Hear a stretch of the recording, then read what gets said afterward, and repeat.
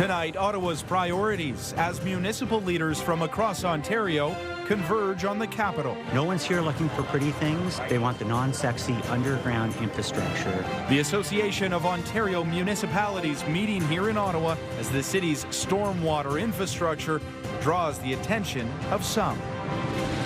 Supporting those devastated by a deadly earthquake. There's people sleeping on the street, sleeping on the floor, babies with no toys, no diapers. They need everything right now.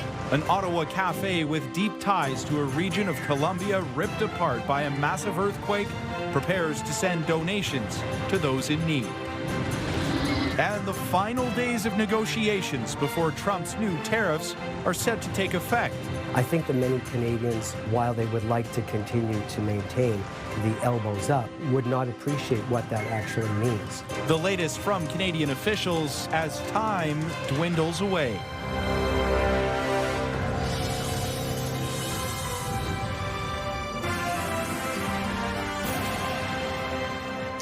Good evening and thank you for joining us. Municipal leaders from across the province are gathering in Ottawa for the Association of Municipalities of Ontario annual conference. Building and upgrading critical infrastructure is top of mind for many, and for Ottawa, a summer of severe storms is adding a new sense of urgency to that conversation. CTV's Josh Marano joins us now in studio. So Josh, what are you hearing from Ottawa City councillors? Yeah, Austin, some are calling for money for the infrastructure we rarely see. Stormwater, wastewater, and aging systems underground, with Ottawa looking to the provincial and federal governments for help. 3 damaging storms in roughly 6 weeks. Thousands of flooded basements, trees toppled, and power knocked out as Ottawa residents experienced the wettest summer in the city's history. The 1 in 100 year storm is happening every second year now, and we're seeing the impacts a lot in Ottawa. So now we have to look at retrofitting, changing how we process water and wastewater. In Ottawa, that could mean bigger underground pipes and rethinking where stormwater is stored and drained. No one's here looking for pretty things. They want the non-sexy underground infrastructure so we could achieve what the governments want, whether it's federal or provincial. The ask comes as more than 3,000 delegates from across the province gather in Ottawa for the Association of Municipalities of Ontario conference, with infrastructure a major focus. It's been a really, really tough summer on a lot of people, municipalities, but people in their homes. When asked whether governments need to put more focus on infrastructure that can withstand increasingly severe weather, Minister of Municipal Affairs and Housing, Rob Flack, pointed to existing programs while leaving the door open to more support. We've got programs in place, but obviously I know I'll be sitting down with Minister McCarthy and our team. We're always open to willing, again, to listen and learn. Another avenue through a new federal infrastructure fund announced earlier this year. We've launched the Build Community Strong Fund, which across Canada is $51 billion over 10 years and $3 billion before that. And there is some eligibility around stormwater and some of those components. For Tierney, the money is only part of the equation. We need some standard processes across the country, and that's why we're talking to ministers today. We're talking to federal ministers as well, and all of that, we have to come together. That's the only thing that's going to make this all work. Municipal leaders will get another chance to press their case soon, with Premier Doug Ford set to address delegates at the conference tomorrow. Austin. And we will be there and have more on that tomorrow. CTV's Josh Marano reporting live for us tonight. Josh, thank you very much for this. Well, it's the worst earthquake to hit Colombia this century, and earlier this week, a local cafe put out a call for donations. The community answered, and now volunteers are packing boxes bound for Colombia, hoping to bring relief to some of the hardest hit areas. CTV's Katelyn Wilson was there today and joins us with more. Katelyn.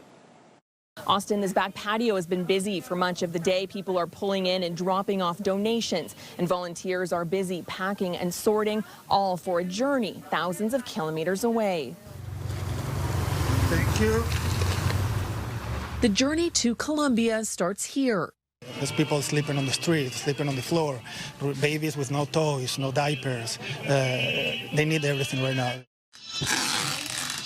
Boxes of donations fill this back patio at Manotick's Encanto Cafe, filled with essentials. All of it heading to a country reeling from a 7.4 magnitude earthquake, killing more than 280 people and injuring thousands, with hundreds still missing. We've been receiving a lot of things like clothes, food, animal supplies, baby supplies. So we are very, very happy because the community here in Manotick, Gatineau, Ottawa has been amazing. Juanita Botero's family owns the cafe. Her relatives back in Colombia live in one of the hardest hit areas. Some have lost their homes. Others are still waiting for help to arrive. Some like small towns in our city and in another cities, it's like very difficult to get there because they don't have like good roads to go there. So that's where we are going. With the support of a Toronto foundation, these donations will be flown to Colombia, hoping to bring relief to those who lost everything. And one of the places hit is Salento, the colorful town that inspired the cafe. They don't have like the houses anymore, so it's been very sad because it was like a beautiful town, like very colorful, and it's like destroyed. Each box is sealed and stacked. The donations will help replace some of what the earthquake took, but not everything. I have some friends that lost their like houses and their families as well. It's been very sad. The community has also raised thousands of dollars, money that will be added to the donations heading out Monday, beginning the journey from Manotick to Colombia. Austin? CTV's Katelyn Wilson reporting for us tonight. Well, after roughly 50 years in Ottawa offering shoppers a place to pick up rare finds and trinkets, Stittsville's Carp Road Flea Market will soon be shutting its doors.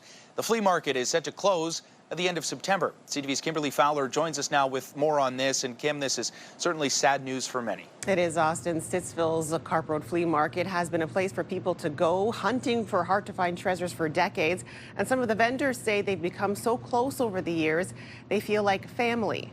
The owners of the building made the decision to sell it because of a long-term construction project in the area that'll impact accessibility to the market.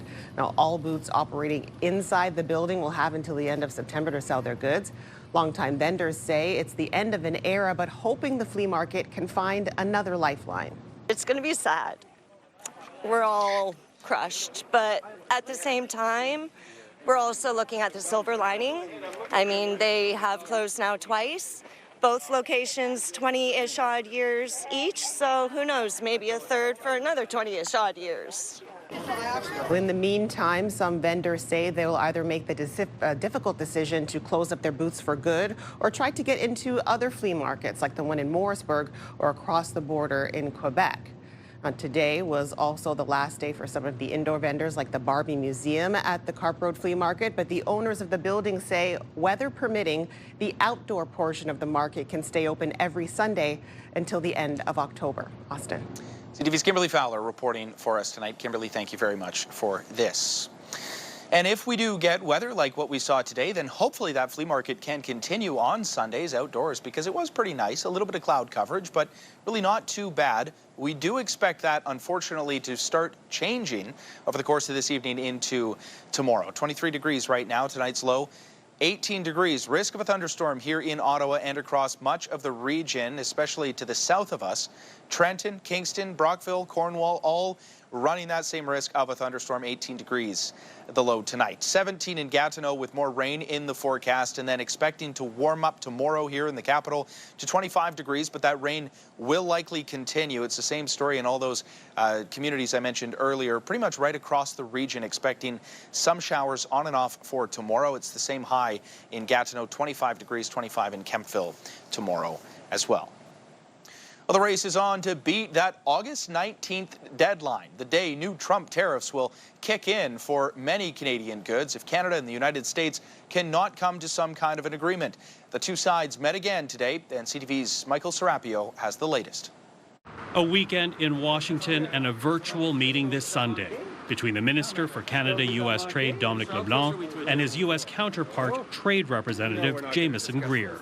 There's no reason why the Prime Minister can't get a great deal on Wednesday. That's what he promised in the election.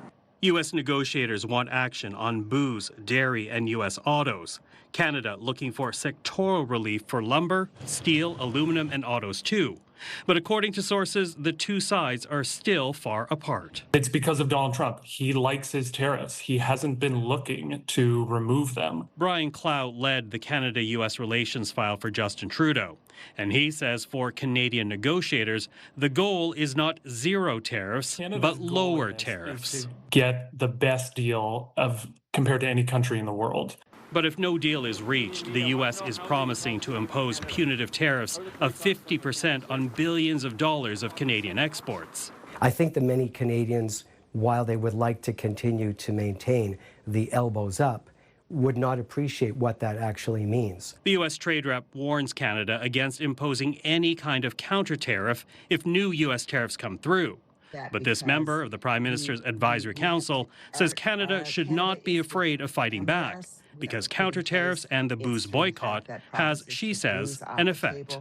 These are the things that got us to a place to be able to now use that leverage to get a better deal. Now, whether a better deal can be reached by August 19 is yet to be seen, but today's virtual meeting can be seen as a positive sign, and that's because Jamieson Greer did carve out time to make it happen, walking away from his own birthday celebrations with loved ones. Still, as we heard from Canadian officials, there is still work to be done. Michael Serapio, CTV News, Ottawa. Conservative leader Pierre Poilievre is calling on Prime Minister Mark Carney to scrap the federal fuel tax before it's set to return after Labor Day. When Conservatives first called on Mark Carney to take all taxes off gas and diesel until the new year, Canadians were struggling already. But since then, things have gotten worse. That's why Conservatives are calling on the Carney Liberals to cancel their September gas tax hike and eliminate all gas taxes from now until at least Canada Day. This Conservative tax cut would save families 25 cents a litre, $20 a fill-up, and about $1,000 between now and Canada Day. The Conservatives' call comes as drivers continue to face higher gas prices as global oil markets keep costs elevated. If the federal fuel tax returns, drivers could pay about 10 cents more per litre, adding roughly $5 to a 50-litre fill-up. Worries about their own political future had several Conservative MPs privately expressing concerns about Pierre Poilievre's leadership this week. CTV's Jeremy Sharon takes a look at the political landscape this summer and what happens next. Mr. Poilievre, are you losing the confidence of caucus? That is the question Pierre Poilievre is now facing after several caucus members shared privately with CTV News this week their concerns about his leadership. He currently does have a caucus problem. But can that problem be solved by the leader? Some in the party say with an election likely still years away, concerns within caucus can be addressed. I think this is an opportunity. This is not a problem if he sees it the right way. A recent Nanos survey for CTV News found Prime Minister Mark Carney has no obvious challenger among Conservatives, and out of 17 Conservative MPs CTV News spoke with, all but 2 agreed with that conclusion.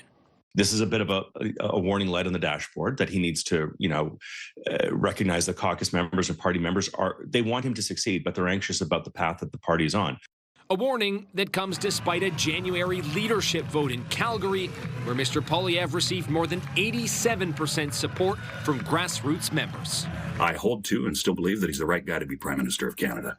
But a new video is highlighting some of the caucus concerns. Captured by a Liberal staffer in a BC by-election town hall, it shows the Conservative candidate apparently distancing himself from the leader. Mr. Poilievre and the rest of the Conservative caucus are not on this ballot.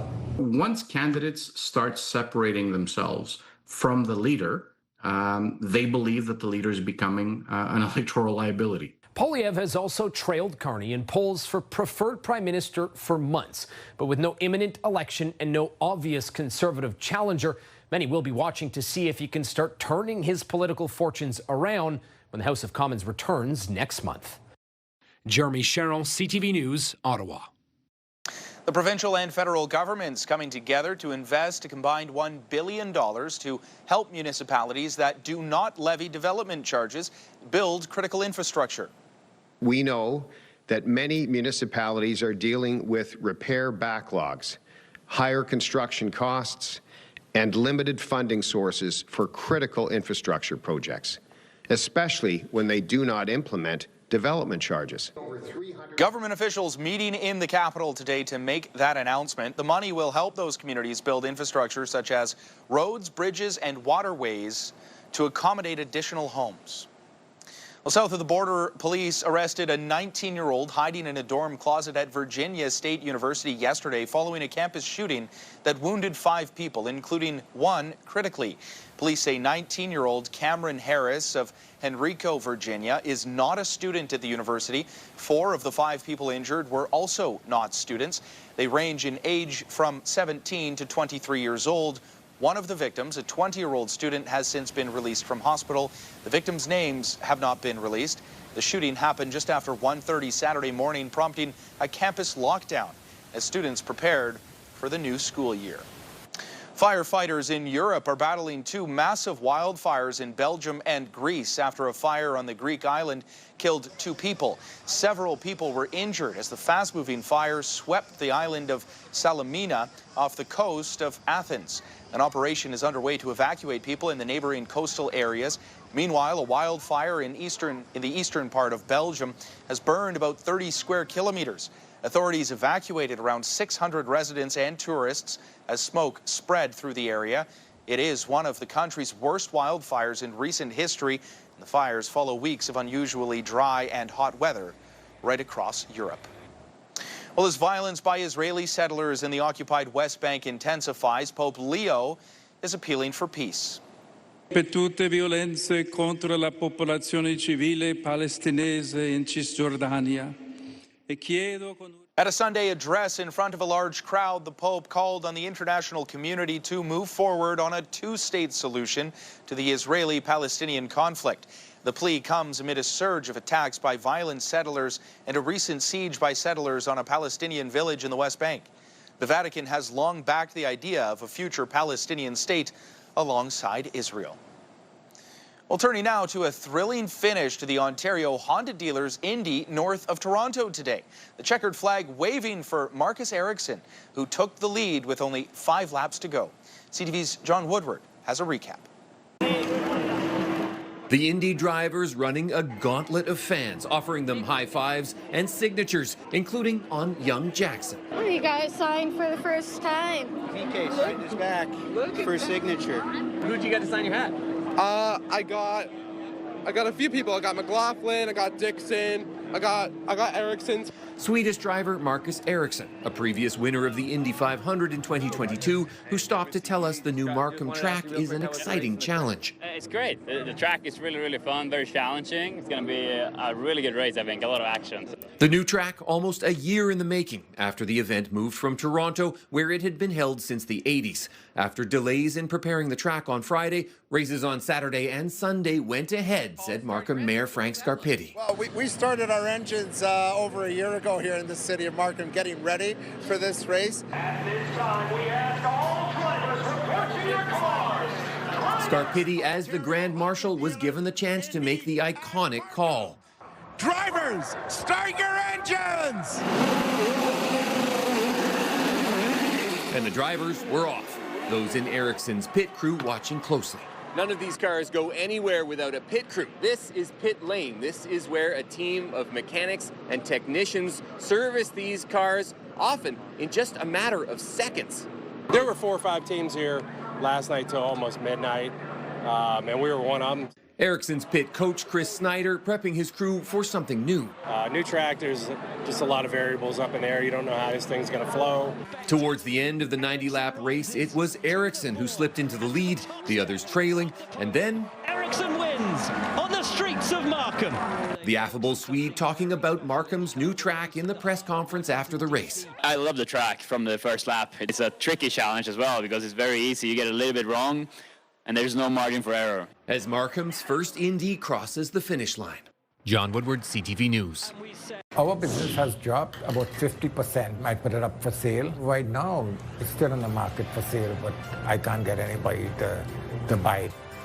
Still ahead, a community in Ontario struggling as an automotive plant may have to shut down for good. We'll have those details right after the break. But before we go to the break, there's a live look through our Centennial Glass Sky Cam. It is 23 degrees.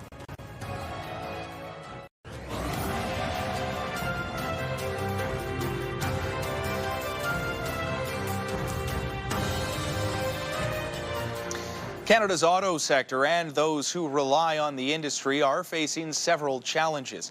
Now an entire community in Ontario is reeling after learning the Stellantis assembly plant could shut down for good. CTV's Kamal Karamali on what this means for people and businesses in the area.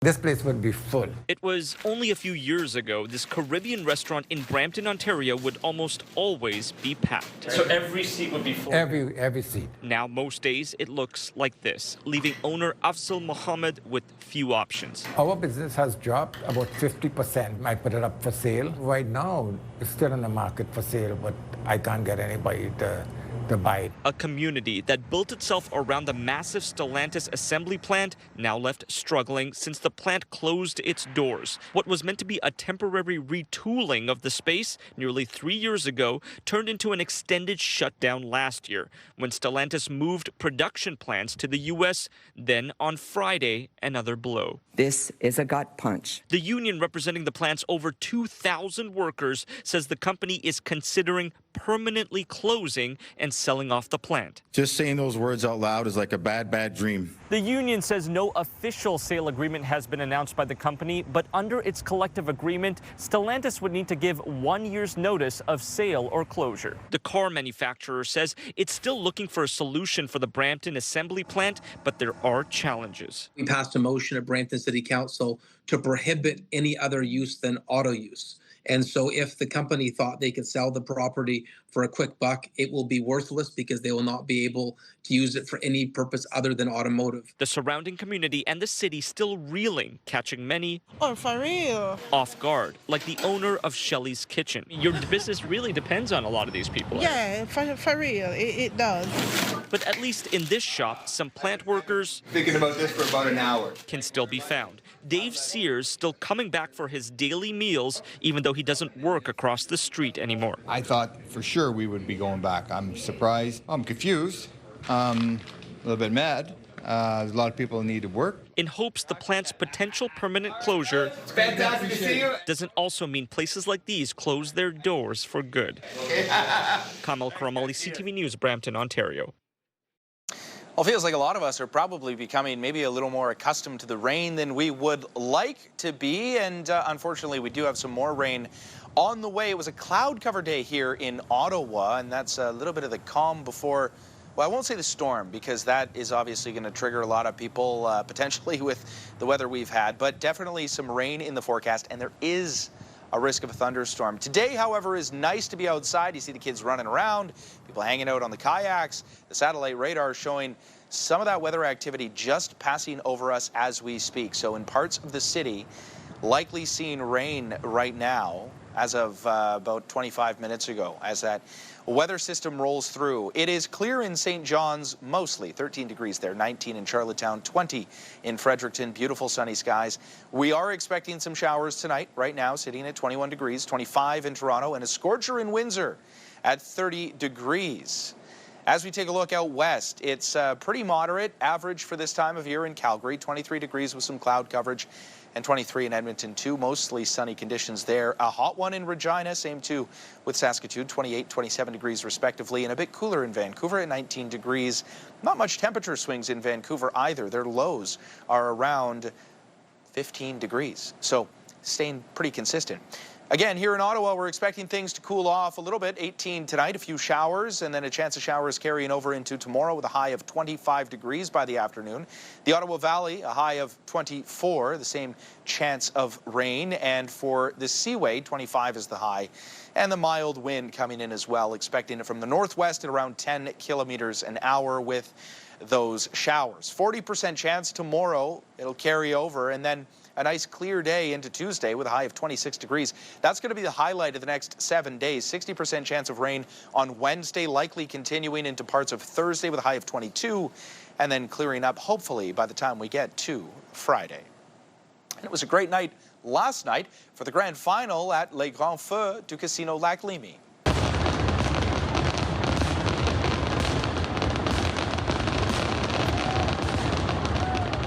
They really went all out for this, and this wrapped up 3 weeks of friendly international competition between China, France, Brazil, and Canada. Last night's fireworks show celebrated heroes, including superheroes, incredible athletes, and unsung heroes of everyday life. Well, many people know the character Winnie the Pooh, but not many know the medical story behind his best pal, Christopher Robin. Now, a new edition of the beloved story is helping to shine a light on the characters and the condition that the characters had. CTV's Pauline Chan has that story. Here is Edward Bear coming downstairs now, bump, bump, bump, on the back of his head behind Christopher Robin. It is, as far as he knows, the only way of coming downstairs.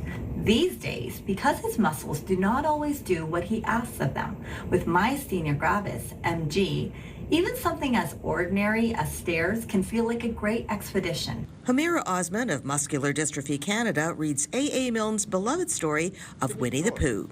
Milne's son, on whom Christopher Robin is based, lived with myasthenia gravis, and this special online version includes comments from myasthenia patients highlighting how Pooh's experiences mirror their own.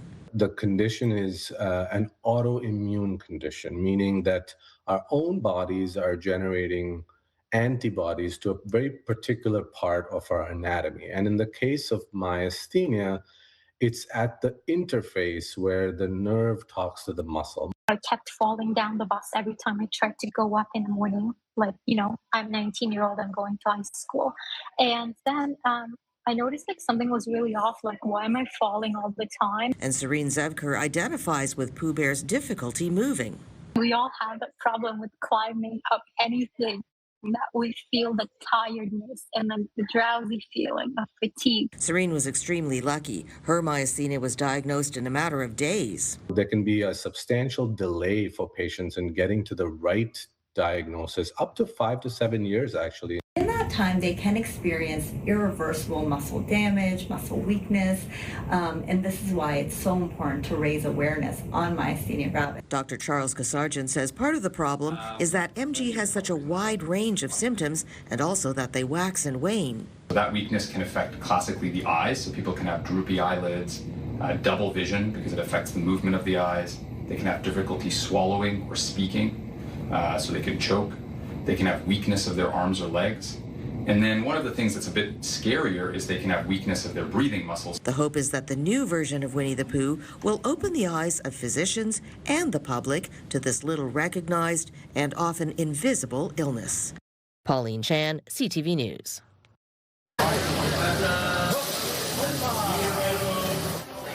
Opa, indeed. All things Greek continuing tonight for Greek Fest. We'll have more on this fan favorite right after the break.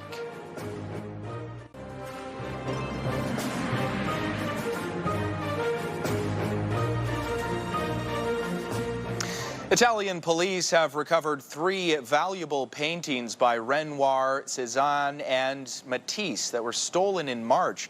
5 people have been arrested in connection with the multi-million-dollar heist. Here's Keir Simmons on how they caught the suspects and got the paintings back.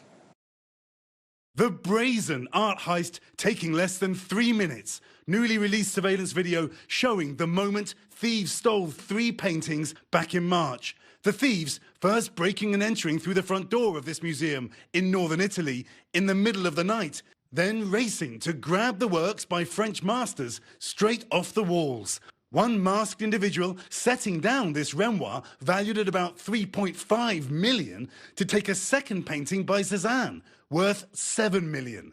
Both paintings then handed off to an accomplice waiting outside. Officials from the Italian Art Recovery Squad announcing all 3 paintings have been safely recovered. Authorities telling Italy's leading news agency ANSA 5 suspects from Moldova have now been detained in connection with the robbery. Adding they tracked the gang down using clues recovered from the scene of the crime, including a fire extinguisher used as a diversion against the museum's caretaker. It's the latest in a series of high-profile art heists across Europe, including the theft of the French crown jewels stolen from the Louvre last year in broad daylight and still missing. Keir Simmons, NBC News.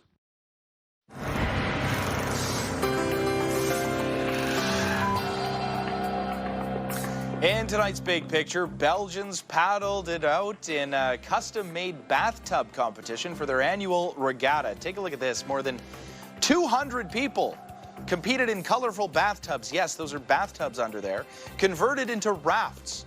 And this is an annual event. It took place on the Meuse River in the Belgian city of Dinant. And some of the work that went into these, maybe not that one, not so intricate as some of the other ones, but look at that unit. That one's pretty skookum. This event started in 1982, and this year's theme was icons of music. Prizes are handed out for the most original of the floats, the best adherence to the theme, and overall beauty and ambiance. Well, turning now to some of the other stories that you need to know. Atletico Ottawa with a big match this afternoon in the push for the Canadian Premier League playoffs.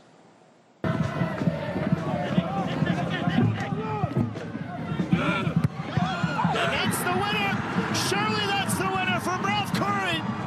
Ralph Coury with an electric late-game tally for Atletico Ottawa against Supra du Québec in Laval. And yes, that would in fact be the winner. 2-1 is the final score. Ottawa with 2 late goals in this one. They scored one roughly 7 minutes before this goal that you're seeing.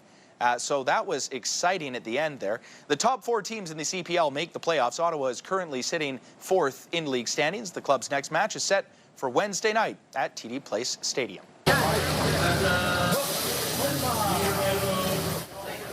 Ottawa Greek Fest continues on Prince of Wales Drive tonight with incredible food and culture stealing the show. The nightly Zorba show is a main attraction. It starts at around 8:30 along with live music and the Arts Court. Admission is free and there's also free on-site parking. It all wraps up tonight at 10 o'clock before returning for another 4 days from next Thursday until Sunday.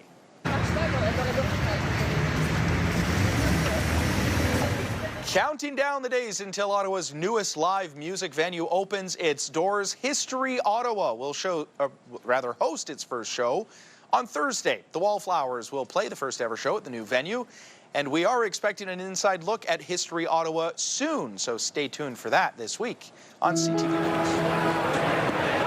sinker. Came out, a good sinker. That's the first strikeout by Tommy John. That ends the inning. From his Tommy John, a.k.a. the Bionic Man, has sadly died. The pitcher played 26 seasons between 1963 and 1989 and was a 4-time MLB All-Star. His name has become synonymous with a medical procedure that has saved the careers of countless other pitchers. John had been in hospice care, and his agent says he died at his home in Bradenton, Florida, Saturday night.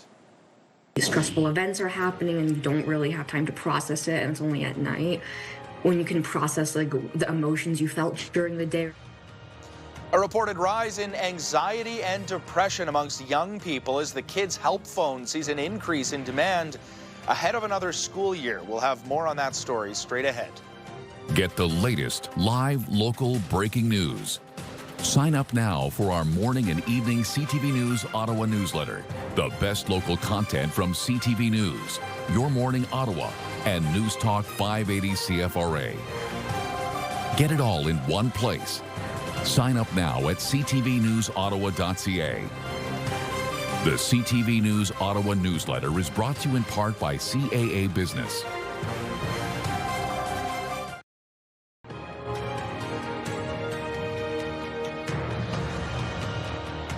Well, in case you missed it this week, you may have noticed more special constables out across the transit system. They're walking platforms, talking with passengers, and monitoring for drug use.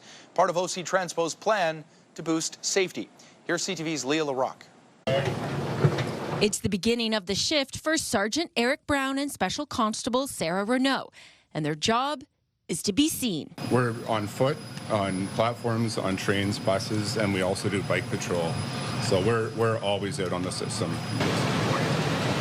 They are part of OC Transpo's community visibility team, special constables across the transit system. We essentially have the same powers as police, just the difference is that it's only in relation to transit properties. So trains, stations, shelters. The 7 officers can give fines and make arrests if warranted. No service train here, But today, with a train stalled during rush hour on Line 1, the job is about helping passengers know where to go. Towards Tunney's, we'll still go, and we still keep getting shuffled back and forth. The team is always on the move. It's busy at Bayview Station where Line 1 and Line 2 intersect. So usually when we get to a station, we'll check the public washrooms. We'll make sure everyone's okay. There's nobody using drugs or anything like that. Brown, what do you do, by the way? And many riders are curious. We're out here on the line. We're talking to people, making sure that there's no safety concerns. This initiative is part of OC Transpo's new Customer First Action Plan. It's a pilot project that started in May.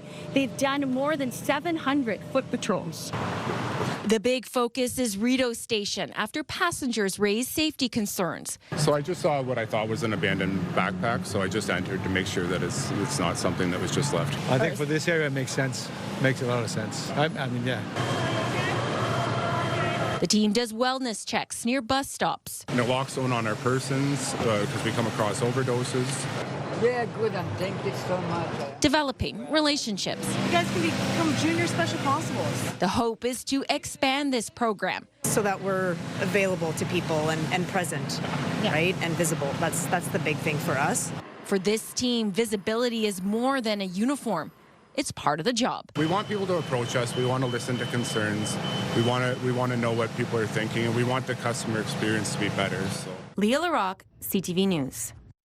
Canada's women's flag football team have qualified for the sports Olympic debut in 2028 in Los Angeles. But nonetheless, they got to get it in the end zone first, and here comes a Kemi Higa on 4th down. Higa end zone, no! Off the mark, looking for Madison Fulford, and Canada has done it! The women won gold in the championship game of the World Flag Football Championships today. They overcame an early deficit to beat the United States 27-20 for an overall clean sheet at the tournament in Germany.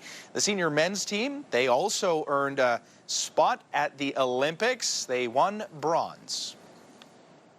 Well, as the school year approaches, there's been a reported rise in anxiety and depression.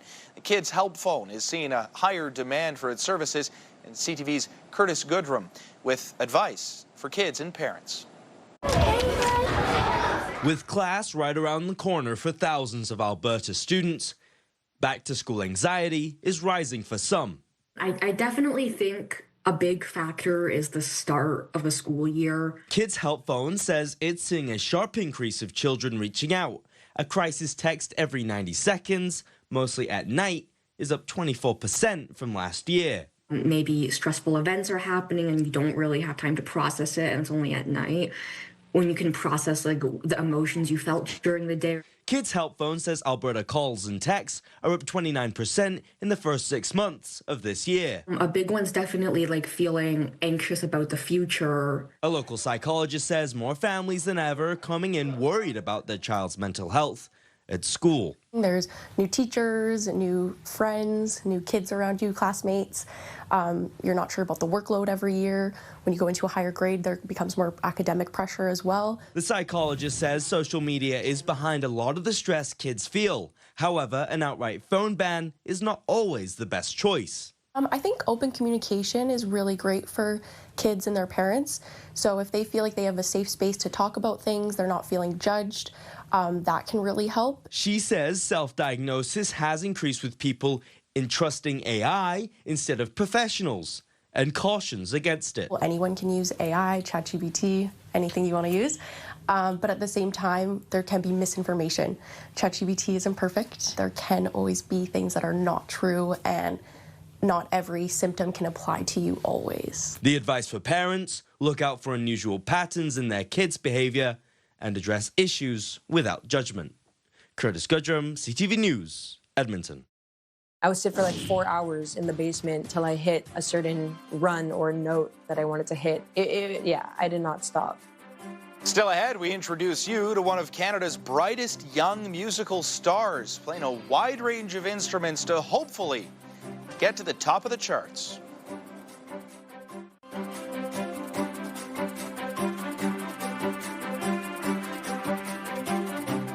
Young Canadian singer Jordan Sugar is gaining momentum online with millions of views on social media, and she's catching the attention of some big names in the music business.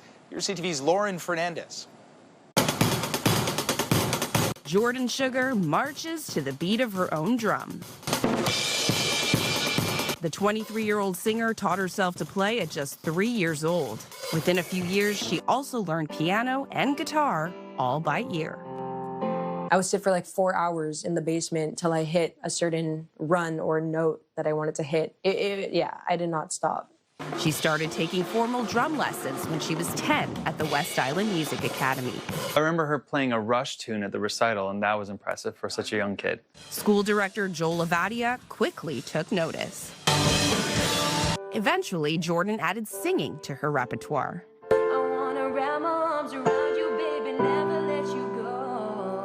And in 2021, it caught the attention of one of her idols. Justin Bieber took my TikTok video and reposted it to his Instagram story. It's insane how one small gesture that probably took him like 10 milliseconds to do literally changed my life.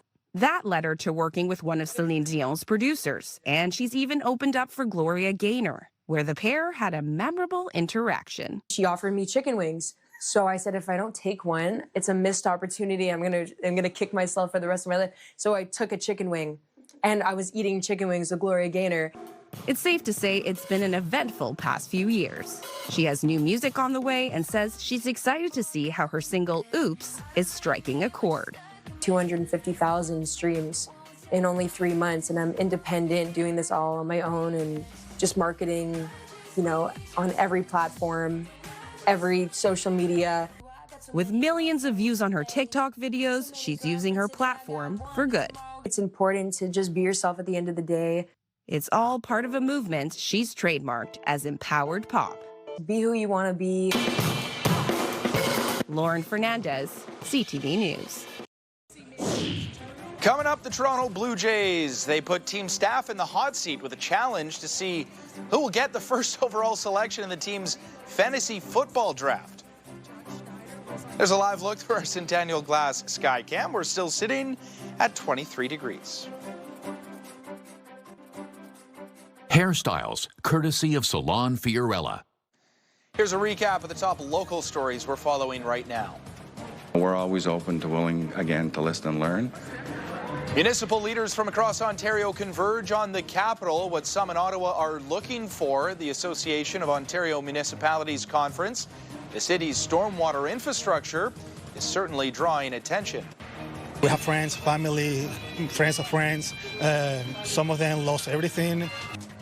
Volunteers gather at a local cafe preparing bags and boxes of donations for those impacted by a devastating earthquake in Colombia. The owners told us that we had to leave come the end of September for indoors. And the final days of the Stittsville Carp Road Flea Market, the beloved home of many a treasure hunt for about 50 years, closing at the end of September. One last look at your weather forecast. Your wake-up weather is expecting around 19 degrees, a potential for a thunderstorm. Definitely are expecting some rain in the forecast for tomorrow and then clearing for Tuesday. High of 26 degrees before the rain returns on Wednesday and on Thursday. Time now to check in with our news team to see what we're working on for tonight. Kimberley Fowler's here. Well, thanks, Austin. Yeah, we'll be checking out for any breaking news. We'll head back to Greek Fest as well. We'll also have more on this story. It's a simple kit, but using it could be the difference between life and death. And now, thanks to a new project in Quebec, Montreal paramedics are taking new measures to help prevent opioid overdoses by bringing naloxone directly to those at risk. And you can get the news anytime, anywhere at ctvnewsottawa.ca. And join me tonight for CTV News at 11:30. Looking forward to that. This is always topical, always fun this time of year. Fantasy football talk. So finally for us tonight, the Toronto Blue Jays are getting creative to determine their draft order for their upcoming fantasy football draft. Yeah, it is that time of year. We got to do our draft as well. And while the Blue Jays had some fun with it, Jays starting pitcher Max Scherzer had an idea to top last year's draft order. Last year we did the Army parachutes off the Rogers Center. That was pretty good, and so we were trying to come up with a new way to kind of do it. And I thought, hey, let's get the support staff on this. We'll see how hard. Let's see what these coaches. They talk a lot of trash too. So let's get them on the mound, see what goes down. Yeah, so here's how it all went down. There are 12 teams in the Jays Fantasy League, and each team was paired with a member of the Jays coaching staff.